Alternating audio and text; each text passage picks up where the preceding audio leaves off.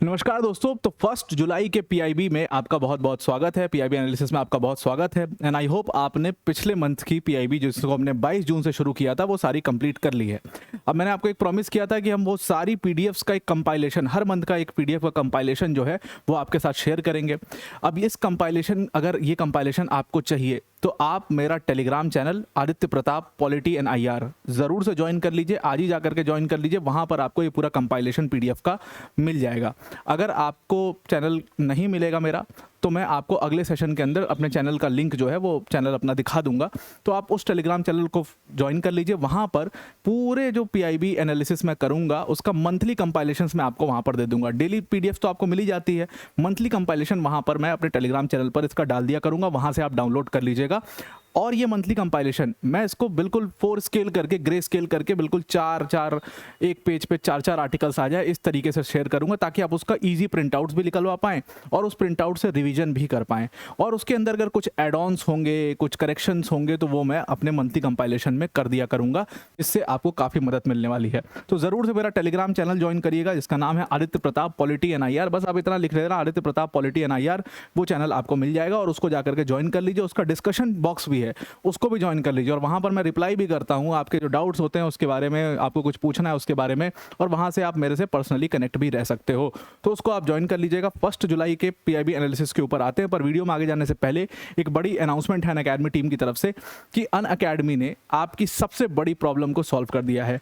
अब देखिए, आपके लिए सबसे बड़ा दिक्कत ये होता है कि एनसीईआरटीज़ पढ़ना, उसमें समय बहुत ज़्यादा लगता है, क्योंकि क्लास 6 से लेकर के 12 तक की एनसीईआरटीज़ कवर करते हैं। फिर उसमें कई बार रिपीटिशंस भी आ जाते हैं। जैसे मान लो पॉलिटी में डेमोक्रेसी का चैप्टर 7th में भी है, फिर 9th में भी वही चैप्टर मिल जाएगा आपको, तो 7th में कुछ और लेवल के हिसाब से चैप्टर है, 9th के हिसाब से थोड़ा और डेप्थ में दिया हुआ है। तो वो रिपीटिशन जो है वो आपको नहीं चाहिए, आपको बेसिक्स तो पता ही है।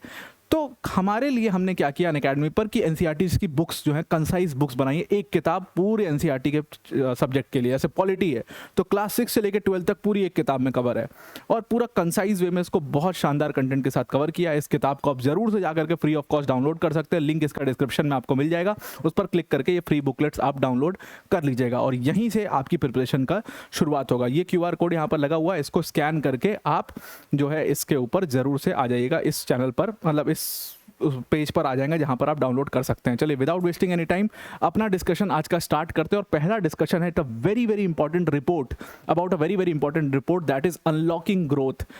अब ये जो रिपोर्ट है अनलॉकिंग ग्रोथ, नीति आयोग और मिनिस्ट्री ऑफ टूरिज्म ने मिलकर के इस पूरे रिपोर्ट को पब्लिश किया है। सबसे पहले तो हम इसका इंपॉर्टेंस समझते हैं। देखो क्या है कि हमारे यहाँ पर टूरिज्म इंडस्ट्री बहुत बेहतर परफॉर्म कर रही है, उसके अंदर ग्रोथ भी दिखाई दे रहा है, लेकिन प्रॉब्लम बहुत सारी टूरिज्म इंडस्ट्रीज के अंदर है। सबसे बड़ा प्रॉब्लम लाइसेंसिंग का है, रेगुलेशंस का है। ये रेगुलेशंस, लाइसेंसिंग इतना ज़्यादा है कि ये टूरिज्म इंडस्ट्री जितना इसको जीडीपी में कंट्रीब्यूट करना चाहिए उतना कंट्रीब्यूशन नहीं दे पा रही है। ऐसा नीति आयोग को भी लगता है, ऐसा मिनिस्ट्री ऑफ टूरिज्म को भी लगता है। तो इसको समझने के लिए और इस प्रॉब्लम को ख़त्म करने के लिए उन्होंने ये रिपोर्ट लेकर के आए, जिसमें वो बहुत सारे रिफॉर्म्स सजेस्ट कर रहे हैं सरकार को कि ये रिफॉर्म्स हमें करने चाहिए। नीति आयोग का काम भी यही है। तो सबसे पहले तो नीति आयोग और ministry of tourism and ministry of tourism ने मिल करके एक रिपोर्ट लॉन्च की, एक रिपोर्ट निकाली जिसका नाम था unlocking growth in tourism and hospitality sector. और इस रिपोर्ट के माध्यम से 3-4 चीज़ें करने की कोशिश है। सबसे पहले रेगुलेटरी सिंप्लीफिकेशन करने की कोशिश है, यानी कि क्या हमें रिफॉर्म्स करने चाहिए, रेगुलेशंस, जो इतने सारे रेगुलेशंस उसको कैसे सिंप्लीफाई करना चाहिए उसके ऊपर, और इससे ईज ऑफ डूइंग बिजनेस होगा और इससे इन्वेस्टमेंट लेड ग्रोथ आपको देखने को मिलेगा इस पूरे सेक्टर में।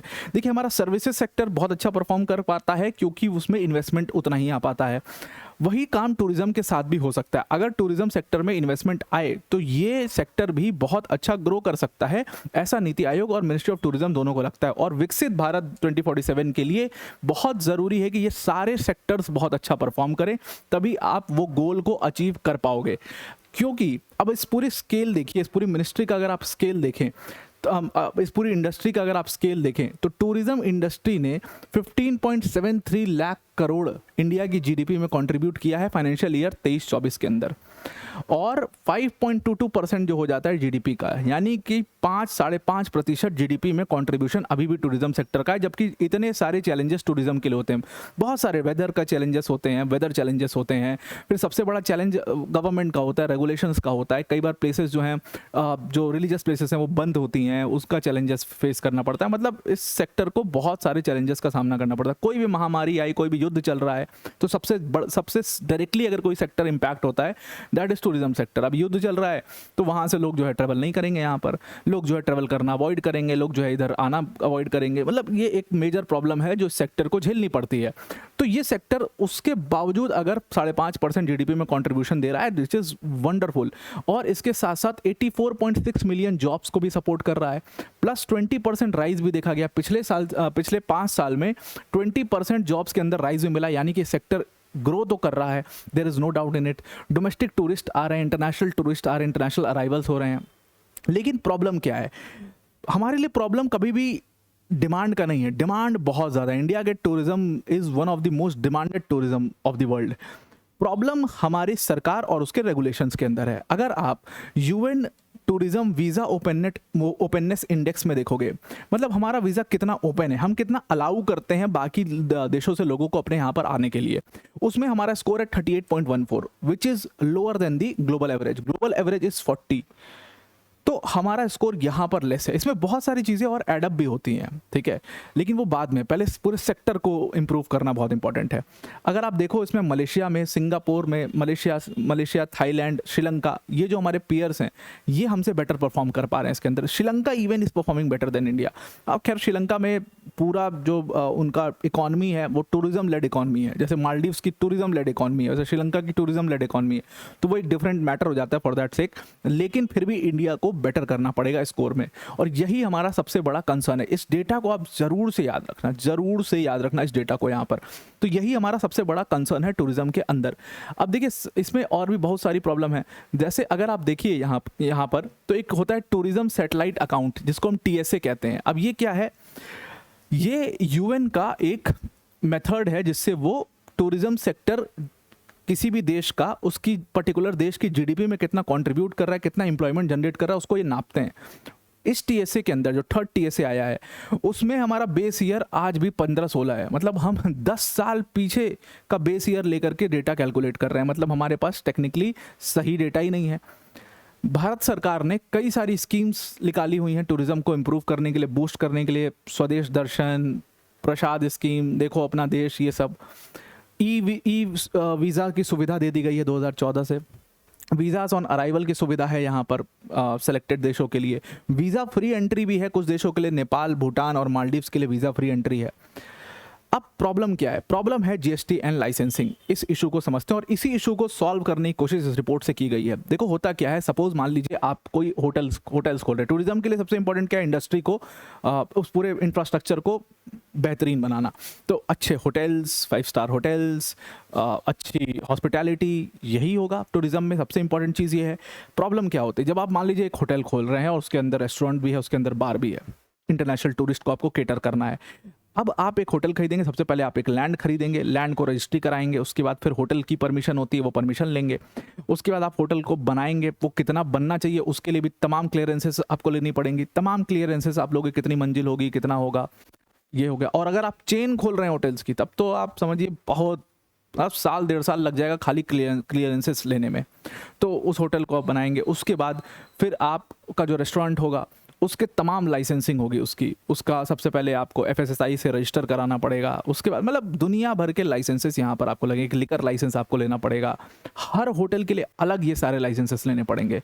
अब इसमें बहुत सारे डिपार्टमेंट्स और प्लस लोकल अथॉरिटीज़ का इन्वॉल्वमेंट, तो अब इसमें बहुत सारे डिपार्टमेंट्स इंक्लूड हो गए, लोकल अथॉरिटीज़ इंक्लूड हो गई, और हर डिपार्टमेंट में आपको अलग से अर्जी लगानी है। और कई डिपार्टमेंट्स में तो एक दूसरे पर डिपेंडेंसी है कि वहाँ से जब ये क्लियरेंस आ जाएगा तब हम आपको ये क्लियरेंस देंगे। This is the major problem that India faces. इसकी वजह से लोग या इन्वेस्टर्स वो 2-3 महीने में अपना इंटरेस्ट लूज़ कर देता है। उसको लगता है कि बहुत ज़्यादा इसमें इन्वेस्टमेंट है, लेकिन हमें उतना जल्दी आउटकम नहीं है, क्विक आउटकम नहीं है इसके अंदर। लॉन्ग टर्म अगर चलना है तो चलो, तो इसीलिए आप बड़े बड़े बिजनेसेस को देखेंगे वही घुस पाते हैं होटल इंडस्ट्री के अंदर। छोटा आदमी या छोटा इन्वेस्टमेंट लेकर के कोई नहीं आ सकता, ऐसा कहा जाता है, ऐसा बोला जाता है। अगर आपको एक ठीक ठाक लेवल पर शुरू करना है कुछ, तो छोटा इन्वेस्टमेंट लेकर के आप नहीं घुस सकते, क्लियरेंसेस में आपको उतना लग जाएगा। उसी चीज़ को ईज ऑफ करने के लिए रिपोर्ट निकाली गई, जिसमें इस रिपोर्ट ने कुछ सजेशंस दिए कि आप टूरिज्म सेक्टर को कैसे इंप्रूव कर सकते हो। सबसे पहला क्या है, इसके अंदर आप 90 day multiple entry visa on arrival रखिए सेलेक्ट नेशनलिटीज़ के लिए। यानी कि इसका कहने का मतलब ये है कि वीज़ा ऑन अराइवल के लिए अभी क्या सिस्टम है, वीज़ा ऑन अराइवल तो है लेकिन उसके लिए एडवांस एप्लीकेशन देना पड़ता है और री एंट्री नहीं होती। एडवांस हर बार जब आपको वीज़ा ऑन अराइवल चाहिए तो एडवांस एप्लीकेशन दीजिए, उसके बाद आपको वीज़ा ऑन अराइवल होता है।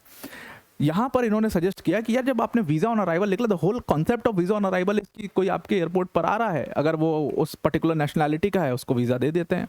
This is what visa on arrival is all about. तो आप ये एडवांस एप्लीकेशन वाला सिस्टम बंद करो, वीज़ा ऑन अराइवल को टेक्निकली वीज़ा ऑन अराइवल रखो, एक डेजिग्नेट कर दो एयरपोर्ट, इस एयरपोर्ट पर आएंगे तो वीज़ा ऑन अराइवल है, इस सी पोर्ट पर आएंगे वीज़ा ऑन अराइवल है। अगर आपको सिक्योरिटी पॉइंट ऑफ व्यू से ही करना है तो डेजिग्नेटेड एयरपोर्ट्स और सी पोर्ट्स को कर दो वीज़ा ऑन अराइवल।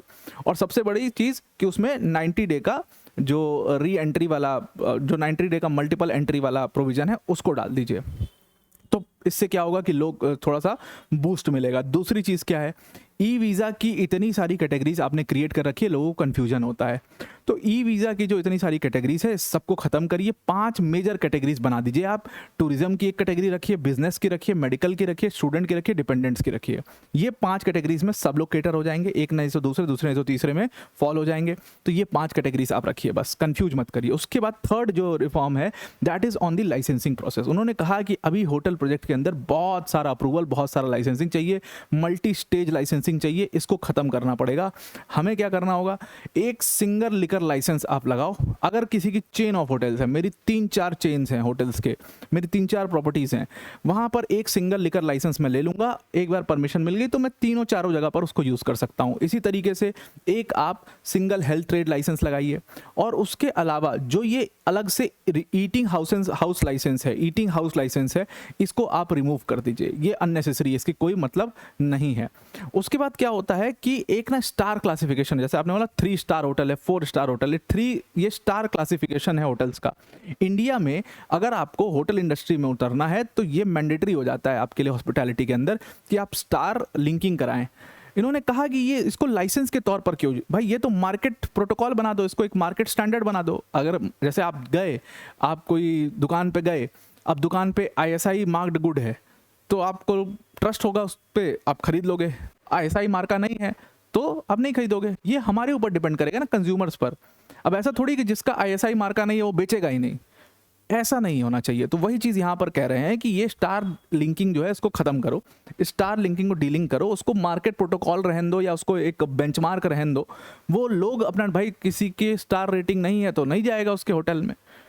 आप इसको लाइसेंसिंग के तौर पर क्यों यूज़ कर रहे हैं, उसको ख़त्म करने के लिए बोला गया है। और सबसे बड़ी चीज़ इसमें कही गई है कि जो होम स्टेज आजकल चले हुए हैं उसका कैप हमें बढ़ाना है। उसके लिए अब होम स्टेज को क्या है, और सबको ये है कि भाई लोकल अथॉरिटीज़ का अप्रूवल लेना पड़ता है। इवन होम स्टेज को भी लोकल अथॉरिटीज़ का अप्रूवल लेना पड़ता है। तो उन्होंने कहा कि जो होम स्टे में लोकल अथॉरिटीज़ का अप्रूवल NOC चाहिए होता है, ये हटा दो। लोकल अथॉरिटीज़ को इन्वॉल्व ही मत करिए होम स्टे वाले में। होम स्टे रजिस्ट्रेशन के लिए अब किसी लोकल अथॉरिटी का NOC की ज़रूरत ना पड़े, ऐसा आप नियम बना दीजिए। तो ये मेजर रिफॉर्म्स हैं जो उन्होंने सजेस्ट किए हैं। लेट्स सी गवर्नमेंट कितना फॉलो करती है, क्या करती है, लेकिन ये बहुत ही शानदार रिफॉर्म्स हैं जिससे टूरिज्म इंडस्ट्री को काफ़ी बूस्ट मिल सकता है। तो ये पूरा मेजर इशू था इसके अंदर। अब इन्होंने कहा कि सेंटर स्टेट इंडस्ट्री को एक साथ कोऑर्डिनेट करना पड़ेगा, तभी जाकर के टूरिज्म बूस्ट होगा। तो सेंटर और स्टेट को साथ में आना पड़ेगा इसके लिए।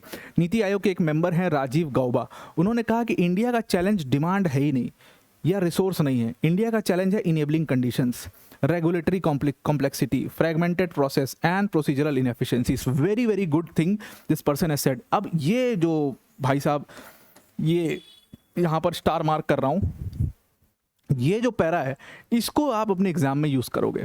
इसको अगर सोचो कि टूरिज्म इंडस्ट्री के ऊपर, हॉस्पिटैलिटी के ऊपर या इस सेक्टर के ऊपर कोई सवाल आ रहा है तुम्हारा इकोनॉमी GS3 के अंदर, इंफ्रास्ट्रक्चर से रिलेटेड कोई सवाल बना दिया इसमें, राइट, और आप इस लाइन से ओपन करो, आप ओपन करो एज पर NITI Aayog member Rajiv Gauba, India's challenge is not demand and resources but India's challenge is the enabling conditions, regulatory complexities, fragmented process and procedure। खुश हो जाएगा एग्जामिनर, वाह गजब क्या बात कही है इसने, ए लो एक नंबर। तो यही चीज़ होती है कि आप ऐसे आर्टिकल से, इसीलिए मैं पूरे इस नोट्स को लाने का पूरा आइडिया ही यही है और आप तक पहुंचाने का पूरा आइडिया ही यही है कि ऐसे पैराग्राफ्स, ऐसी चीज़ें जहां पर जो मैं आपको बताता हूं उसको आप नोट डाउन करते जाइए या इसी में मार्क कर लीजिए और ये भी लिख लीजिए कहाँ मुझे इसको यूज़ करना है, ताकि आपके आंसर्स भी साथ साथ में एनरिच होते रहें। The whole idea of this analysis session is this. और इसीलिए लिखा हुआ मैं पढ़ता नहीं हूँ, बल्कि मैं अपने हिसाब से उसको बहुत इजी करके आपको समझाने की कोशिश करता हूँ। Now let's come to the next article, very very important. अब यहाँ पर जो दूसरा हमारा आर्टिकल है that is academic bank of credit and APAAR. Wonderful, very very important both of the initiatives are.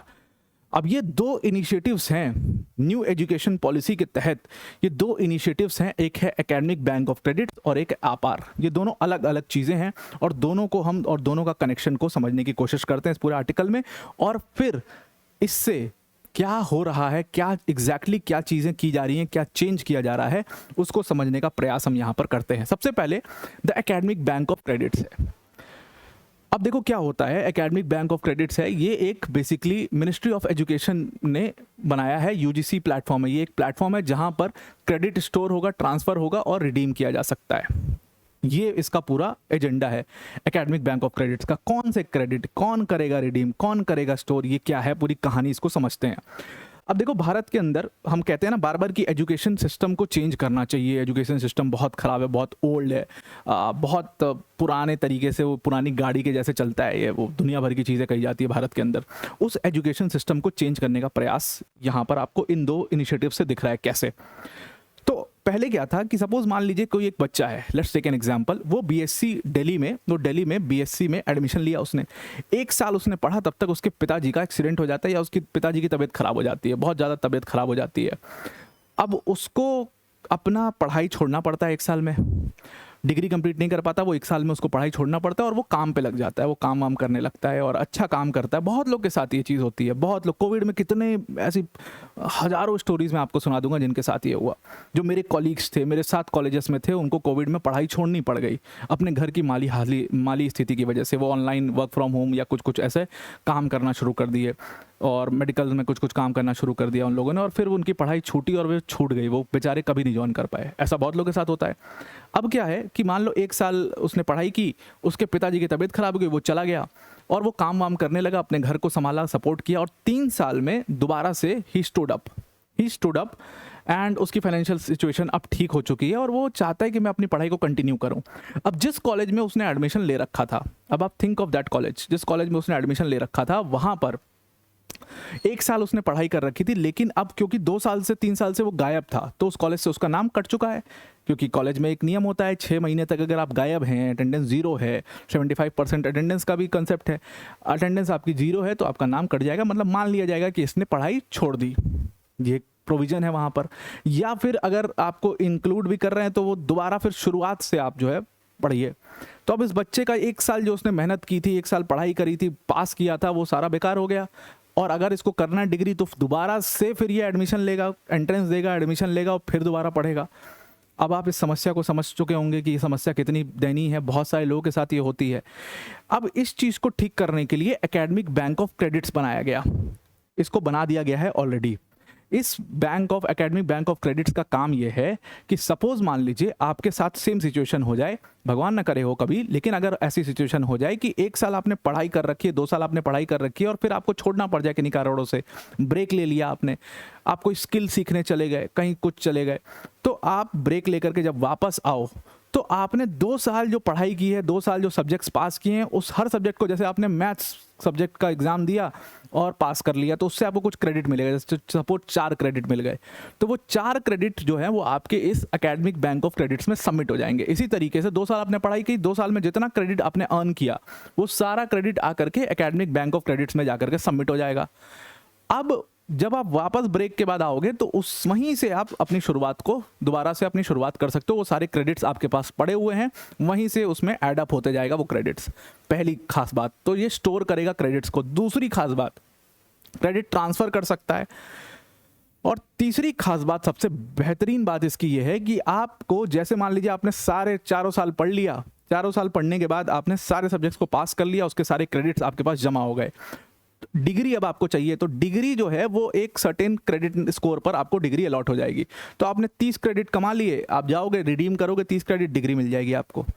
इस तरीके का सिस्टम यहाँ पर बनाने का प्रयास है, बनाने का प्रयास क्या बना रहे हैं और उसको इंक्लूड भी कर रहे हैं, इंक्लूजन भी हो रहा है। This is called the academic bank of credits. Concept समझ में आ गया एकेडमिक बैंक ऑफ क्रेडिट्स का। अब इसको हम कनेक्ट करते हैं अपार से। प्रॉब्लम यह है कि अब सरकार को पता कैसे चलेगा कि कौन से क्रेडिट्स किसके हैं। जैसे आप बैंक अकाउंट होता है ना, बैंक अकाउंट में आपका नाम है, आपके नाम पे बैंक अकाउंट है, उसकी यूनिक आईडी है जो आपको अकाउंट नंबर दिया जा रहा है। जैसे आधार कार्ड है, सबसे बेस्ट एग्जांपल, आधार कार्ड, एक यूनिक नंबर है आधार कार्ड में आपके पास। तो गवर्नमेंट ने कहा कि ऐसा ही एक यूनिक नंबर हम एजुकेशन में भी लेकर के आते हैं, जिसको आपार कहा गया, यानी कि automated permanent academic account registry. आपका एक अकाउंट क्रिएट किया जाएगा और एक स्टूडेंट आईडी आपको प्रोवाइड की जाएगी। अभी क्या है, हर कॉलेज का अलग स्टूडेंट आईडी है, हर स्कूल का अलग स्टूडेंट आईडी, ये नहीं, हर बच्चा जो एकेडमिक बैंक ऑफ क्रेडिट्स पर है उसका एक अकाउंट क्रिएट होगा और उसको एक स्टूडेंट आईडी दी जाएगी। ये one nation one student ID initiative के अंतर्गत किया जा रहा है। अब आपके पास एक यूनिक अपार नंबर होगा, यूनिक अपार आईडी होगी, जिससे आपके अकाउंट्स में कितने क्रेडिट्स हैं वो देखे जा सकते हैं। उस क्रेडिट को रिडीम करना है, क्या करना है, कैसे यूज करना है, वो आप देखिए। ये पूरा दोनों इनिशिएटिव है which is going to help under the new education policy, it is going to help the students a lot. तो अब स्किल बेस्ड, अब लर्निंग बेस्ड प्लेटफॉर्म कर दिया गया, अब डिग्री बेस्ड नहीं है। तो यहां पर आप एक कीवर्ड इस्तेमाल कर सकते हो, that India is moving from degree based education towards learning based platforms, towards learning based platforms. And उसमें आप इसका एग्जांपल दे सकते हो। अब यहां पर कहा जा रहा है कि 26.30 करोड़ वेरीफाइड अपार आईडीज अभी तक जनरेट हो चुकी हैं इंडिया में। यानी कि जनरेट होने का मतलब 26.30 करोड़ लोग जो हैं वो इस एकेडमिक बैंक ऑफ क्रेडिट के साथ जुड़ चुके हैं। अब इसमें क्या है, डिजी लॉकर और Aadhaar form authentication backbone the national academic depository, ये it is a very important tool for India digital public infrastructure. तो मैं DPI के बारे में बार बार बात करता हूँ, अगर उसके अंदर आपको कोई चीज़ें लिखनी है तो वो यही सारी चीज़ें आप उसके अंदर लिखोगे। It is enhancing the digital public infrastructure. Plus सबसे खास बात इसकी ये है कि इसमें आपको जैसे डिजी लॉकर से आप इसको एक्सेस कर सकते हो, उसके साथ जोड़ दिया गया है, इसको लिंक कर दिया गया है। And then there are common service centres also, जहां पर आप फिजिकली जा सकते हो। ये कैसे वर्क करता है मैंने आपको ऑलरेडी समझा दिया। अब स्टूडेंट्स जो हैं वो 40% क्रेडिट्स जो हैं वो स्वयं प्लेटफॉर्म, जो कि इंडिया का एक दूसरा नेशनल ऑनलाइन लर्निंग प्लेटफॉर्म है, उसके साथ इसको जोड़ दिया गया। स्वयं प्लेटफॉर्म से 40% क्रेडिट्स रिडीम किए जा सकते हैं। 388 यूनिवर्सिटीज़ जो हैं उन्होंने इस प्रोविजन को अडॉप्ट भी कर लिया है। नेशनल क्रेडिट फ्रेमवर्क के तहत 170 यूनिवर्सिटीज़ 2026 तक हैं जो इसको अडॉप्ट करने वाली हैं। और इसके अंतर्गत एक समर्थ ERP भी बनाया गया है, जो कि एक गेटवे होगा जिससे ABC जो ये एकेडमिक बैंक ऑफ क्रेडिट्स है वो यूनिवर्सिटीज़ के साथ कैसे कोलैबोरेट करेगा, कैसे इंटीग्रेट किया जाएगा, उसके लिए एक समर्थ ERP जो प्लेटफॉर्म है वो बना दिया गया है। तो कहने का मतलब ये है कि to strengthen the level of education, to make it more of a learning based education system, उसके लिए ये सारी चीज़ें यहाँ पर की जा रही हैं। तो एकेडमिक बैंक ऑफ क्रेडिट्स और अपार आईडीज़, इन दोनों को आप यूज़ करिएगा। अब इसमें कुछ प्रॉब्लम्स भी हैं। हायर एजुकेशनल इंस्टीट्यूशंस हैं, लगभग 36,700 टोटल बेनिफिशियरी स्टूडेंट्स हैं। अब ये कैसे, मतलब देखिए एजुकेशन स्केल जो है वो 4 करोड़ स्टूडेंट्स टोटल एनरोल्ड हैं हायर एजुकेशनल इंस्टीट्यूशंस के अंदर। 4 करोड़ स्टूडेंट्स, ये डेटा भी मैं दे चुका हूँ आपको पहले। ये 4 करोड़ स्टूडेंट्स को कैसे इसके अंदर इंटीग्रेट किया जाएगा वो एक बहुत ही मुश्किल बात होगी हायर एजुकेशनल इंस्टीट्यूशन। प्लस सबके स्टैंडर्ड्स डिफरेंट है और क्रेडिट्स कैसे आप डिसाइड करोगे वो एक थोड़ी सी मुश्किल बात होगी यहाँ पर इंटीग्रेशन में। तो जो मेजर प्रॉब्लम आने वाला है वो इम्प्लीमेंटेशन और इंटीग्रेशन के अंदर ये मेजर प्रॉब्लम आने वाला है। Let's see how it works, but आपको कम से कम एकेडमिक बैंक ऑफ क्रेडिट्स और अपार आईडीज़ के बारे में इतना तो पता होना चाहिए।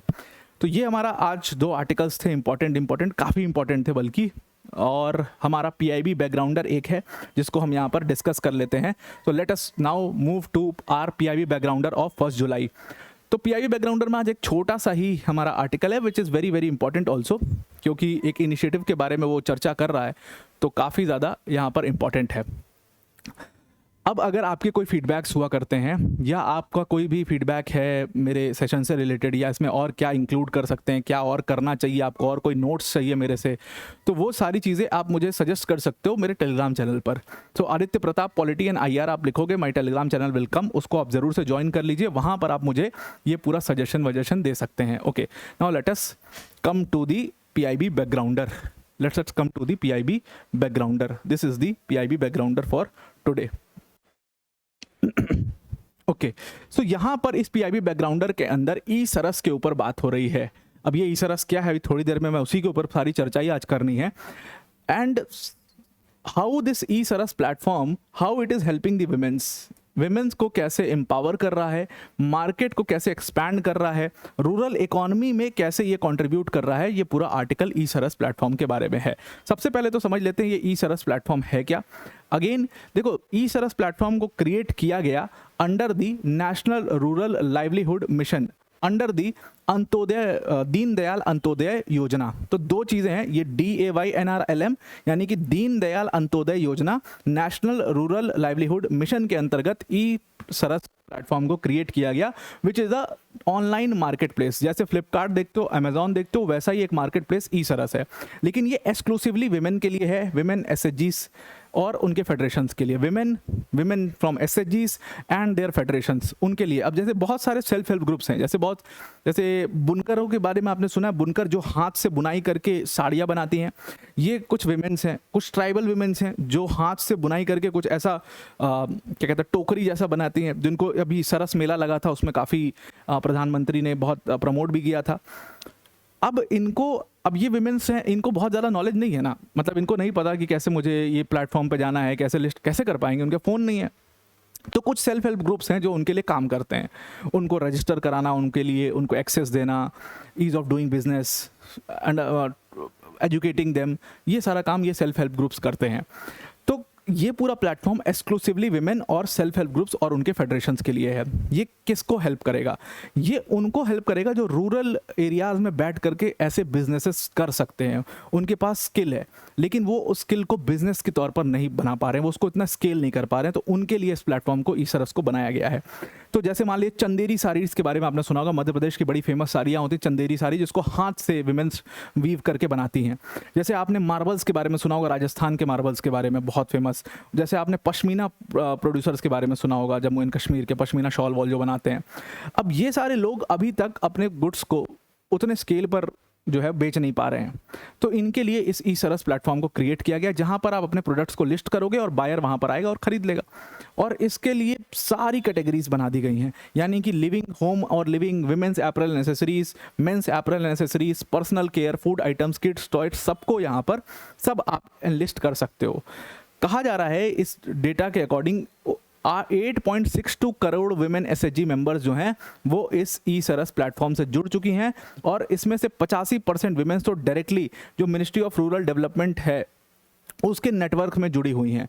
तो इससे उनको फ़ायदा क्या हुआ? ये ई सरस प्लेटफॉर्म सिर्फ मार्केट प्लेस नहीं है, ये ई सरस प्लेटफॉर्म आपको सपोर्ट भी प्रोवाइड कर रहा है, और उसके साथ आपके लिए ब्रांडिंग, लॉजिस्टिक्स कैसे मैनेज करना है, ब्रांडिंग प्रोडक्ट की कैसे करनी है, सपोर्ट, पूरा complete end to end support भी इसमें आपको प्रोवाइड कर रहा है। तो आप पैसे तो कमा पा रहे हो, लेकिन उसके साथ अपने ब्रांड को कैसे आगे बढ़ाना है, कैसे एक ब्रांड क्रिएट करना है, वो सारा सपोर्ट भी यहाँ पर आपको मिल रहा है। टोटल 1400 प्लस प्रोडक्ट्स जो हैं वो यहाँ पर ऑलरेडी लिस्ट अभी तक किए जा चुके हैं। प्लस इसके लिए एक और इनिशिएटिव लिया ये गया है कि सरस मेला जो है वो हर एनुअली सरस मेला लगाया जा रहा है, ताकि ये और प्रमोट हो पाए। तो इसमें ई सरस प्लेटफॉर्म बना दिया गया है। इसका ई सरस मोबाइल ऐप भी आप देख सकते हो।